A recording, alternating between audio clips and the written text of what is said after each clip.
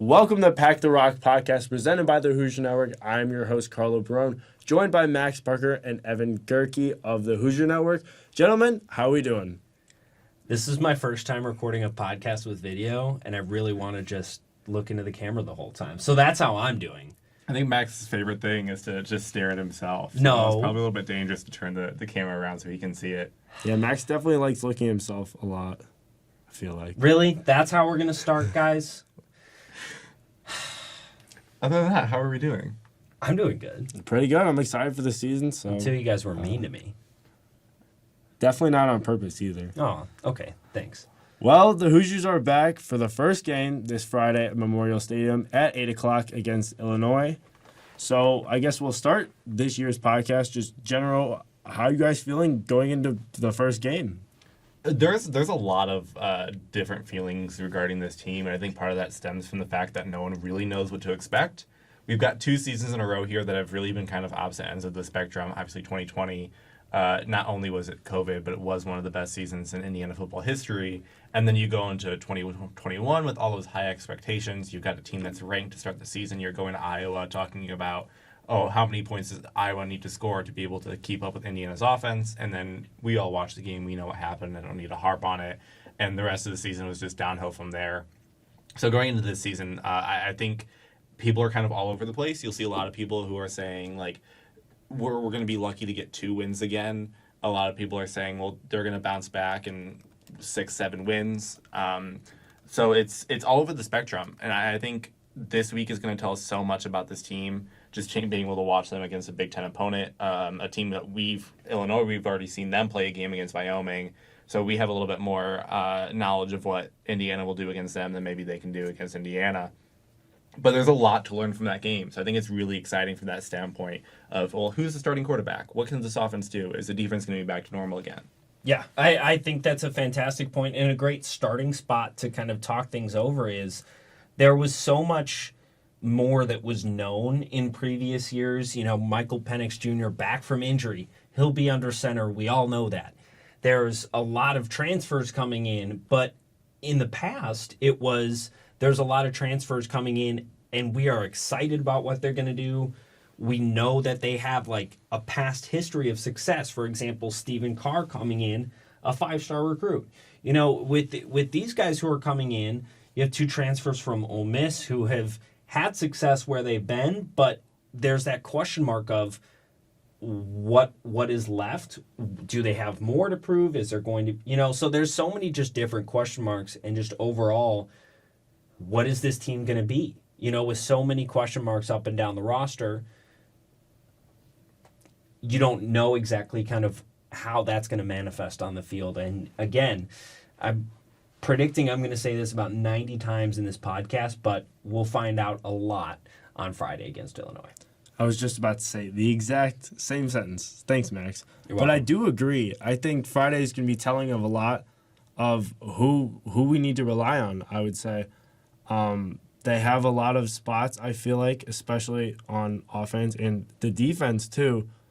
I think they're not solidified, and I think week 1, whoever Tom Allen puts out there, they're gonna have to play, because if not, they could be easily switched, I feel like. Well, I do just want to jump in. It's not solidified for us, but they know within the team. We had that piece of info that came out, I believe it was last week.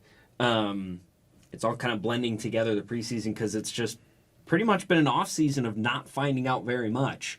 But there was a lot of coverage last week on socials about Coach Allen coming forward and being like, we have made a decision. The guys know. The person who's been picked to start knows. Everyone else outside the team just doesn't know. And again, we'll find that out Friday against Illinois. I think Friday's 2 times. going to be it's going to be an opportunity to find the identity of this team. Whether you see, a couple of years ago when they were really good, it was the defense that was the identity of the team, shutting down a lot of the Big Ten offenses, shutting out Wisconsin on the road, performances like that. And then you go to 2021 where the defense is more of the liability, I would say, than obviously a lot of other teams. But I think that finding the identity of this team, whether it's going to be scoring a lot of points or stopping people, it's going to come out on Friday whether they can do that or they can't. I think it's much more likely if there is an identity of this team, it's going to be on the defensive side, similar to 2020, about taking the ball away. That was just something they did not do last year after 2020 where they were so good at it. And you've got your secondary coming back. You've got Tywan Mullen, you've got Devon Matthews, you've got all these guys who obviously have played a long time under the program and have seen some really good years. And if Indiana wants to do what it did in 2020, and honestly, if it just wants to score at all, it's going to come down to the defense forcing takeaways. Some of that will also be some new guys on the defensive line and some guys in the linebackers group that are going to have to kind of come out of, basically kind of bring out of. I can't think of the phrase I'm trying to say. There's no like front runner. There's no Micah McFadden this year, so someone has to kind of step up in that role. And if they can force turnovers as well as the defensive backs getting some interceptions and stuff. That's really going to be a big setup for Indiana's offense, and that's where I think you need to see the team step up in a way that they have been good at in the past and they can return to this year. Yeah, and I just kind of jumping off of, like, I think two of those identity setters are guys that this program has this offseason been kind of putting forward as the face, at least media-wise, the face of this defense. Cam Jones and Tywan Mullen. They were the representatives, two of the representatives, along with A.J. Barner at Big Ten Media Day. I mean, they were two guys that they put out as of, this is being recorded on Tuesday. There was a media session today, and they put out Cam Jones and Tywan Mullen, two guys from the defense, and then offensively they put out Matthew Bedford. Too. Yeah, Matthew Bedford, and then DJ Matthews, who's a guy we can talk about later on the offense. But these two leaders, guys who you never have to come back now with the transfer portal and everything, but two guys who chose to come back to this team, and they have really shown to be leaders so far. The question is how that manifests on the field. Well, a lot will come down to what Friday is. IU is a slight favorite in the game against Illinois. Illinois already played against Wyoming last week, won 38-6. So they dominated, especially on their running attack, but we'll talk about Illinois just in a little bit. So talking more season expectations, or I guess this will come up on Friday, we'll just talk about the Indiana football quarterback situation. It's probably the number one story of the offseason, I would say. So who do you guys think runs out with the first team offense and takes the first snap? It's got to be Connor Bazelak, right? I guess so. It could be Jack Tuttle, but in my head, based on just how Tom Allen has gone about talking about the process of selecting quarterback and how important it was that this guy had the trust of the entire team. And I guess that could be Jack Tuttle, but he's been here for 2 years now. He's gotten significant time, and I haven't seen anything from him that really proves himself as like a far and away favorite of the guy where your teammates will all be like, yes, I want to catch passes from you. I want to block for you. And this is not anything against Jack Tuttle personally. I am sure he's a great guy. There's been a lot of really good things that have been said about him. But if you're Indiana, you just need something new. You need to switch it up. You need Connor Bazelak, who's coming in from Missouri, who's had a few decent years at Missouri. Having that kind of fresh face behind the line gives you your best chance to succeed this season. Yeah, I mean, I think that's exactly right, and it goes along with that storyline of transfers who you kind of know what they could bring, but there's that question mark of, yes, it could potentially go down from what they've produced before, but they also have potential to produce better. And I don't even know if you need that to improve as a team this year. I think you just need consistent play, and he's a guy who his numbers don't jump off the page. You know, last year, 16 touchdowns, 11 interceptions. The year before that, in 2020, 7 touchdowns, 6 interceptions. So those aren't numbers that really wow you, but, I mean, towards the end of last year, especially in passing, you had that game against South Carolina, 2 touchdowns, 2 interceptions. Florida, 1 touchdown, no interceptions. Arkansas, no touchdowns, 1 interception. It's kind of like a back and forth. But if he refines his game a little bit, this is a guy who's pretty decent passing the ball, and and that's what this team is. They're going to be passing, and well, this kind of sounds like a stupid statement now. They're going to be passing and they're running. My point was going to be, they don't exactly have those really mobile guys in the pocket anymore in Penix and Donovan McCulley, who switched over to wide receiver. it's not guys, and Jack Tuttle came out and said this, is that they don't really have any design QB runs in their scheme. And so it's really going to be a focus on what the QB can do with their arm or what the O-line and the running back can do together. And the one stat that is on the page there for Bazelak that really kind of popped up for me, his worst completion percentage, I think, was about 65%. You look at Jack Tuttle's last year, it was 51%. His best is 61 in 2020. Like, you can't have a quarterback that can't complete 65% of his passes. If that's the thing for me, like, that gives kind of Bazelak the edge forward. And obviously, I have two different teams. Even the 2020 and 2021 stats, his completion percentage went down 10% for Tuttle. But you just have to complete passes. You have to get the ball moving. You can't rely on screens and small things. You just have to move the ball up the field, which is something that Indiana was so bad at last year. And I think Bazelak gives you a much better chance to be able to do that this season. Mm-hmm. And that's something that we missed a lot last year. Is just those that we saw in 2020 was those big chunk plays. And I think Bazelak brings a little bit more of that potential to really move the ball down the field and get some big chunk plays in there. What I think the upside is for Bazelak is Indiana really didn't have a quarterback last season that could throw the ball down the field. Now, I'm not saying Bazelak is perfect at doing that. I'm sure I guess we'll learn Friday, as we've said. But what he gives to the team is that he's played in the SEC. He knows those offenses that run up 300, 400, 500 yards a game. So he's playing those high-scoring games.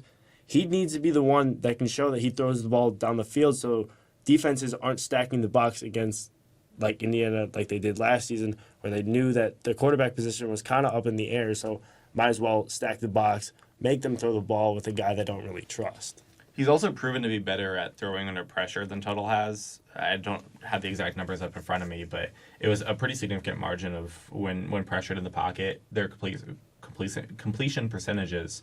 Bazelak was a lot better at that, and when you're Indiana, you've got to keep that in mind of this is a guy that's going to be under pressure quite often, so how do they deal with that pressure? And it seems like Bazelak's better at that. And, I mean, just the numbers speak for themselves, too. In 6 games played, last year, Tuttle had 423 passing yards. That includes 76-yard touchdown against Idaho in garbage time. So that's a very big chunk. I mean, just looking at, again, these last 5 games from Bazelak, you have 230 yards, 218 yards, 180 yards, 165, and then, again, that kind of dud against a top 25 team in Arkansas, you only had 65. But just there in 5 games, he's far surpassing what Tuttle did in his 6 games.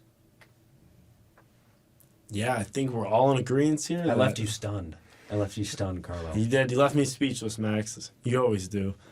I think I think we all can say that. I think Connor Bazelak is going to be the one. It'll be a shock if Tuttle runs out. Yeah.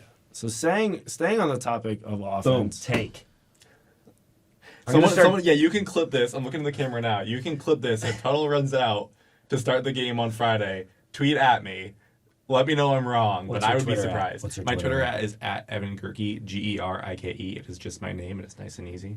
Nice. I think every time we have a take, we should. Pardon me. Every time we have a take, we should go boom, take, and then look at the camera. This is so easy for people to come after me when I get it wrong. I'm gonna have so many wrong takes. We'll make it easy. So. That's what we're all about. Yeah. Your Twitter's going to get spammed. Probably. Well, back to football. Staying on the topic Anyways. of offense, wide receiver room is now healthy, and I guess they have a couple new faces. How do you guys just feel about the wide receiver position as a whole? I mean, I think something that stands out from some of the pressers that we went to, it felt like there was definitely one presser probably 2 weeks ago where it was like Cam Camper. So Cam Camper is a name that I would look out for, just based solely on the amount of times that both Tuttle and Bazelak talked about those guys. DJ Matthews is a returner coming back from injury who we know has big playability from his time at Florida State. And last year he was a contributor before he went down against Western Kentucky, and that was early on in the season. He was the leading receiver up to that point. Yeah, and I mean, He was good against Cincinnati. he looked good. was, and he's a guy who's coming from Florida State, a very proven, well, historically proven program, not been too great in the past few years, but someone who can absolutely bring that ability, and he's motivated. He's motivated to come back. You can hear it in his voice when he talks. He's someone who is ready to leave his mark on this program in his last year of eligibility. Yeah, that wide receiver room is kind of fun to look at. There's a lot of guys coming from a lot of different places. You've got DJ Matthews, who's your returning guy who transferred in from Florida State, but is kind of like your leader in the room there. Javon Switten, another guy who's stayed around Indiana but doesn't have a ton of experience. Then you've got Cam Camper, a JUCO transfer, Emery Simmons, UNC, Anderson Kobe from Tennessee. You've got Omar Cooper, who's a freshman, and you've got Donovan McCulley, who was a quarterback. So you've got like this room full of so many different names from a lot of different places, and kind of all trying to fit into that room together. Tom Allen said yesterday they're going to probably use 9 guys in the first game, which I mean isn't uncommon, but hopefully it's not equally amount used. Hopefully there's some guys that are like, okay, here's our go-tos, these are the better guys, and you're just kind of filtering out some other dudes. Like DJ Matthews is going to probably play a lot. He's probably going to be their leading target. And of course, you've got AJ Barner, who's going to be starting at tight end as long as he's healthy, I believe. Mm-hmm. So those two are going to be your main ones. But I mean, Omar Cooper is a guy that is a freshman, but he can really shine. Donovan McCulley's got the body for it. He's obviously has a lot to learn coming in from the quarterback room to be a wide receiver. But if things work out for him, he can actually become a star. And I realized this today.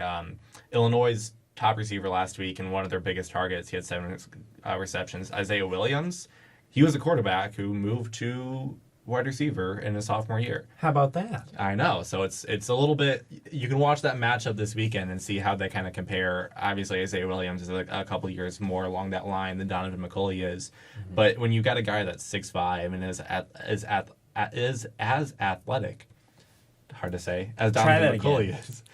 When you've got a guy who is as athletic, okay, better, but not quite, as Donovan McCulley, he can really kind of go out there and put on a show if things go perfectly right. But there is a lot of different names in that room, and like you said, Cam Camper is one to keep an eye on. But there's a chance that someone who we really haven't heard much about kind of emerges as the number 2, number 3 receiver for the team. Yeah, and I do think in that rotation you could also see some guys from the 2021 recruiting class, Malachi Holt-Bennett, and then someone who was one of 2 4-stars along with Donovan McCulley, Jacquez Smith from the 2021 recruiting class. He's going to be a redshirt freshman this year, and we didn't see anything from him last year. And he was, again, a 4-star guy coming in.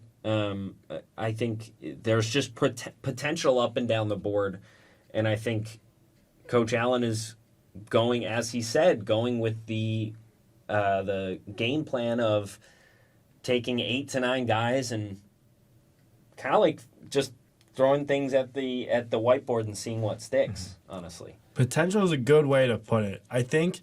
Thank you. You're welcome, Max. I think potential is what the room has. And you look at the first 3 games, they've got Illinois, then they got Idaho, and then they have Western Kentucky. And then you have Cincinnati, and then you have the Big Ten schedule. So I like how you mentioned how Tom Allen was talking about how he's going to play 8 or 9 guys, because I think the first 3 weeks, we're really going to get a sense of what this wide receiver room is going to look like going forward. And we could probably put together the pieces of what the depth chart may be after the first 3 weeks. Someone's going to have to make some plays, and that passing offense it has to be better than what it was last year in order for this team to get more than 2 wins. So on the defensive side of the ball, IU went from one of the top units in all of college football 2 years ago to one of the worst in all of college football last year. So the defense can only go up, I assume, guys, right? Yes. Yeah. Yeah, they have to be better. I think analysis needed. I think that they're gonna have to force more turnovers than they did last year, because they weren't really forcing many to little at all But the games that you saw, I mean, go to the infamous Penn State game. They picked off Clifford a few times in the first half, and that really got their offense going. And then they kind of just held on towards the end. But I think turnovers are going to have to be the number one thing this defense is going to have to do better this year than they did last year. Yeah, and just kind of defending against, again, very obvious statement, but this team, unless something very surprising happens, this team is not a team that is able to play in shootout games and win shootout games where you're just slapping up points on the board. So if this team wants to stay in contention, especially in the Big Ten slate, it's gonna be important for this team to kind of, and I wouldn't be surprised given kind of the atmosphere around this team, is if they kind of form into a bend don't break type of defense and really limit the amount of points that opposing teams are able to put up. I wouldn't be surprised if opposing offenses can move the ball, but you do have playmakers who are coming back. There were a lot of injuries in that secondary last year, and that starts with Tywan Mullen. He's healthy. He said he's healthy, and he's someone who is really highly talked about and was on a lot of people's lists for going up to that next level in the NFL. He's someone who wants to make a name for himself, but also really impact this team. And he's also, side note, very excited to play with his brother. Yeah, that's true. He's talked about that a few times, about JaVale Malone being here on the team and getting the chance to kind of play alongside him. But it was just such a weird season last year because, like, you look on paper and the defense should have been a lot better than it was. And a lot of that is because of that secondary just not having a good year. Taiwan, Devon Matthews, Reese Taylor, Jalen Williams, is all having kind of down years. And then you also had, like, Mike McFadden, who had a really good season last year, obviously the team MVP, and Ryder Anderson, who was really good as well. I think McFadden looks like he's going to make the Giants roster. I think Ryder Anderson got cut today, but it seemed to me that there was just something missing on that defense last year, and it was just so hard to understand what it was. And part of it, honestly, I think what was missing from the defense was a decent offense. They were on the field so much that I think it really wore them out. And at a certain point, when you're making stop after stop and the offense doesn't do anything with it, and then you have to go back out 4 plays later, it really kind of makes it harder for you to be successful as a unit. But the defense can definitely bounce back this year, even without as many potential playmakers. A lot of the defensive line, linebacker names that we see this year are going to be guys that come up throughout the season, transfers from other schools, people who didn't get a lot of playing time in the past. But as long as that secondary is even somewhat returned to form, your defense is in a lot better position, which really puts the whole team in a better spot. Yeah, and something we haven't talked about yet, just a last quick side note, is Tom Allen is in charge of calling the defensive plays again. So let's see where that takes. With a new defensive coordinator in Chad Wilt, who seemed to be rising in stock when he was the defensive line coach at Minnesota. Yeah. Well, I hope our defense is better this year, I think, now that Tom Allen is calling it again. I didn't even know that until you said that, Max. So thank you for letting me know. Surprise. Max Check just Twitter, knows Carlo. everything. Check It was. Twitter. Guess I've been off the grid, but Have you been at camp or something? Camp. maybe. Carlo likes going to camp. I've been there once or twice. Well, Anyways. so now looking kind of at a season overview, just looking at the schedule just in general, what game just stands out to you guys? Maybe not one that they will certainly win, but which one intrigues you guys the most, or could be a test, or just what game are you just looking forward to just looking at the schedule? I mean, I'm not going to go with the first game, even though I think that's a very important game because it's going to set the tone for the year about what this team is going to be. I think an interesting game in the non-conference slate is that one against Western Kentucky. They don't have Bailey Zappi anymore, who was just threw the ball like there was no tomorrow. But I mean, going back to last year, that was one of 2 wins, and that was a close game. I mean, it got into pretty much like a kick out. That's not a word. like Kickoff? I wanted No, to say like a that's also not the right shootout, thing. but it's field with goals. kicking. Yeah. It was a competition between the kickers. It was a competition between the kickers. Nice work. Thank you. And it really came down to the wire. So I think that's going to be interesting to kind of see how that one plays out this year in non-conference. And then, I mean, a lot of people already have, the internet has kind of circled that Indiana-Nebraska game just because of Scott Frost and his whole performance against Northwestern overseas in Ireland. And so that could be an interesting day with Indiana having a little extra motivation, trying to maybe take someone's job away. And I don't know. So it's a tough game to find, like, because they do, once again, the Big Ten is never easy. And they just have, once you get out of the non-conference slate, you have... It's 100 miles on the gas right away. Yeah. So I think the Nebraska game could be interesting, too. I think as of right now, again, we haven't seen Indiana yet, but those could be two teams that are in a similar spot, just kind of rebuilding-wise. And so that's kind of what I would circle. If I'm going to pick out two, like you just did, Max, I'm going to go back-to-back weeks here. Maryland and Rutgers. You got Maryland at home, Rutgers away. And the reason I'm kind of going for those two is, one, I think they're predicted to finish about in the same area as Indiana at the bottom of that Big Ten East, but also because those are real kind of like, where are we from a year ago games. Maryland was probably their best chance at winning a conference game. They dropped that one 38-35, I believe, and it was close. It was kind of a battle. Just didn't go Indiana's way. Maybe a little bit better offensively, and they get that one. Although that was pretty much their best offensive game of the year. The defense kind of let them down in that one. And then Rutgers, obviously the 38-3 blowout at home, famed for Section 19, and the shirtless crowd. That kind of really got away quickly. Yeah. So kind of, this is, mid-October. You're getting kind of into the thick of the Big Ten Conference season. You've got an idea of what Indiana season looks like at that point and where they're kind of finish. But those games are really good to be like, okay, here's what happened last year. Are we better? Are we worse? What happened against competition that in a decent year, Indiana's got a really good shot to beat. Yeah.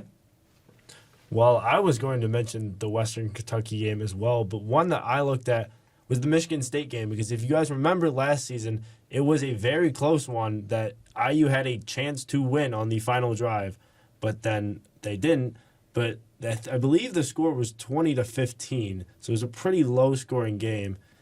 I think Michigan State, it's on the road, and Michigan State's already ranked 15th going into the season. Who knows where they'll be come November 19th, but I think the Michigan State game is intriguing because they almost won it last year at that point when they played, they were pretty beat up.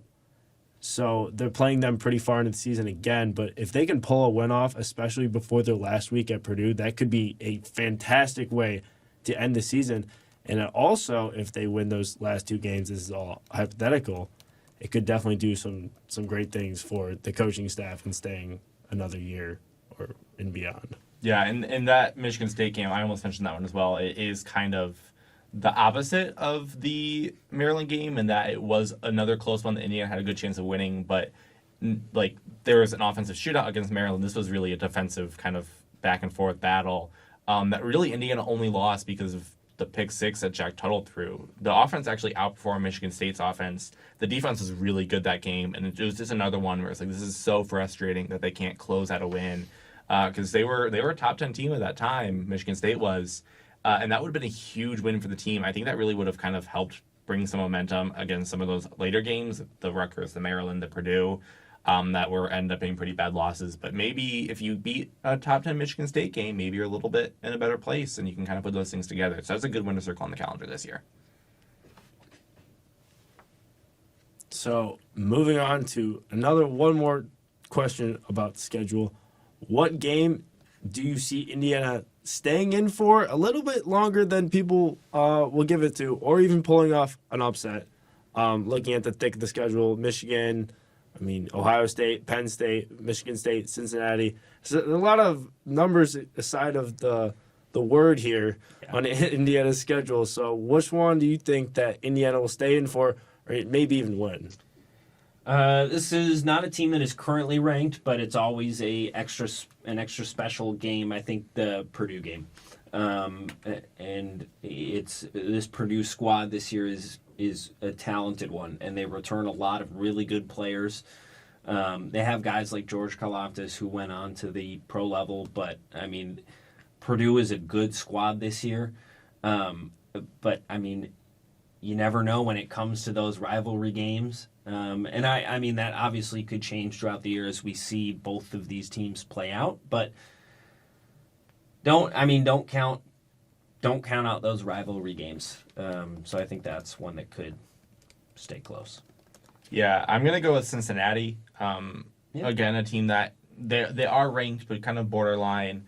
Obviously, not the same Cincinnati program that we've seen the last few years. And you're also going to Cincinnati this year, which will make it pretty tough.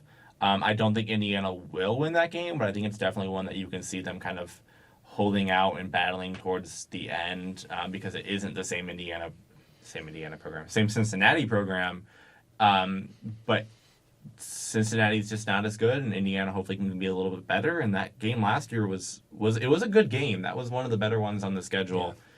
Obviously, kind of a disappointing loss. A lot of people point out that Mike McFadden incident, but there was definitely a chance for that team to win the game. I think it's kind of hard to remember now, just knowing how bad the season went. But they were 2-1 at that point going against Cincinnati. You lost the one game to Iowa, but you've still got a winning record, and you beat Cincinnati, and you're all set for the Big Ten slate. Didn't work out. Things just kind of went astray, and Cincinnati obviously ended up going to the college football playoff and all that. But that game could be interesting this year. The one thing you forgot about the Cincinnati game is that it was also 100 degrees and the hottest day on planet Earth in Bloomington that day. I remember getting sunburned from that, and it didn't go away for a while. I was chilling in the press box. It was nice and air conditioned. Although you get the glass in the press box is like a magnifying glass. You just kind of burn underneath the sun, but it's still air conditioning in there. So that must have been nice. It's great when it rains too, or it's just bad weather out. You just stay in a climate controlled area. Yeah, you get to look down on everyone who has to be outside, aren't you? Physically and metaphorically. Well, you are too. You get to be out there this year. Oh, nice. That was quite literally the hottest day on this planet. But what I think a game that Indiana could win or you get close to, like you said, Cincinnati, I was going to say that. But we've already talked about it, Michigan State.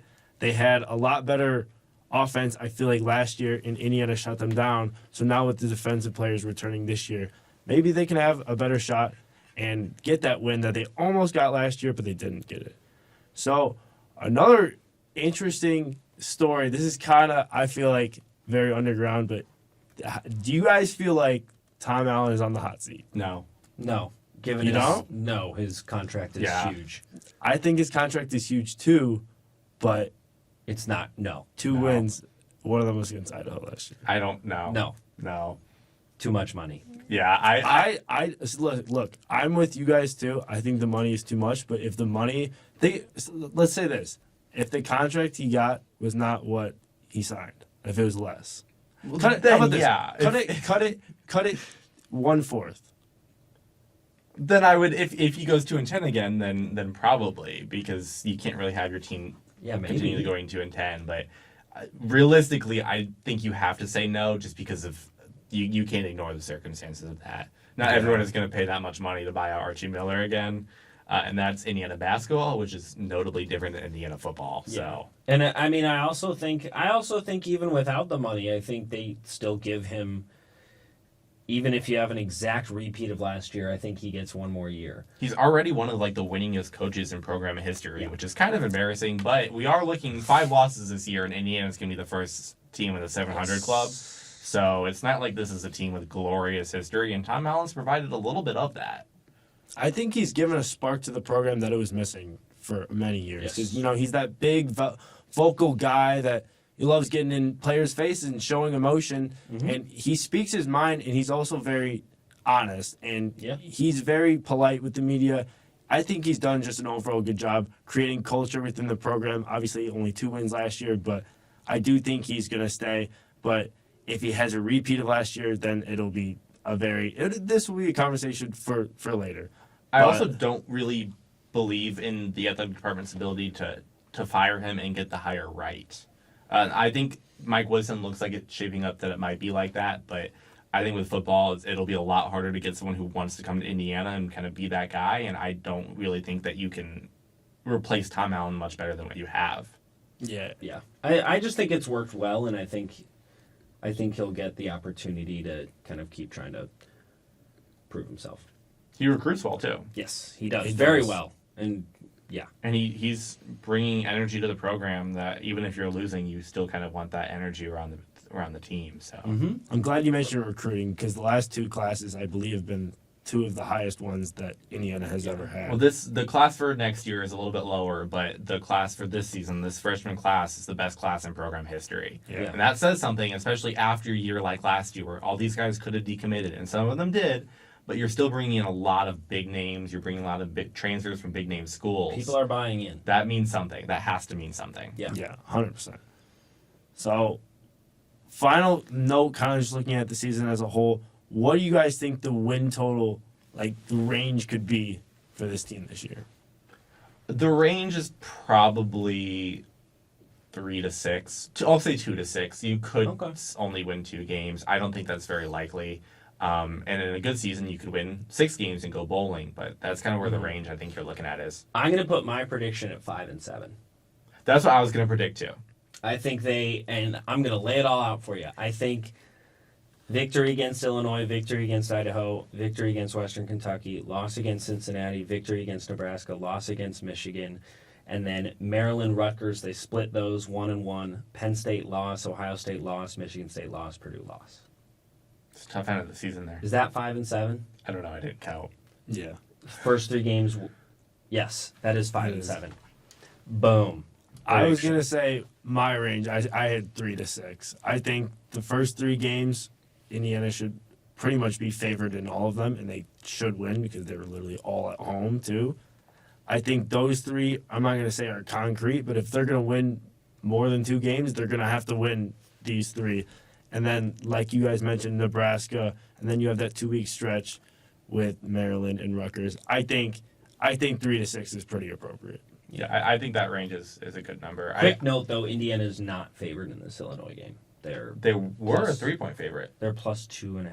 Did that change after Illinois Wait. won the first game? Why is it showing? That looked like basketball. That was a basketball. Did you look at the basketball line? I didn't look at the basketball. Ignore my note. Keep going. I said keep going. Talk. You threw us off a rhythm. Is anyone going to talk? Do you want me to just whine? I'm done. I'm hungry. So Keep that in. If that isn't kept in, All right, I'm gonna I'll lose it. keep it. I'll keep it in. So, final notes before going. I guess before going into week 1. What do you guys think happens Friday? Give me a score prediction. A score prediction. Which makes this even harder because we don't know who's under center or the identity of anyone. I want to say that Illinois- Indiana is going to win, but for some reason in my score prediction, I want to say that Illinois wins, and I don't really know why. It's a real dilemma. It is. We should keep track of these the whole year. We should. That would be fun to do a little. Write 'em Yeah. down. Yeah, and we can not only keep track of who gets the win loss, But right, how far your also, points yeah. are off. So what I'm going to say is it cheating if I say 27-24 and don't pick a winner? You have to pick a winner. Okay. Well, you gotta pick one. I'm going to pick Illinois. All right. 27-24 Illinois. But Max, it's going to be a good game. my prediction, 20-17 IU. Carlo. You're the only one left. No, I know. 24-17 Indiana. Okay, so I'm the odd one out here. Again, looking at the camera again. If I'm wrong, go ahead and tweet at me. I'd happily take those tweets. There are 2 opportunities now to come at Evan, so you might as well take them. Yes.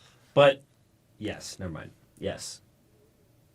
Well, gentlemen, like we've said 1,000 times on this episode of Pack the Rock podcast, we'll see Friday. So thank you for tuning in to Pack the Rock podcast presented by the Hoosier Network.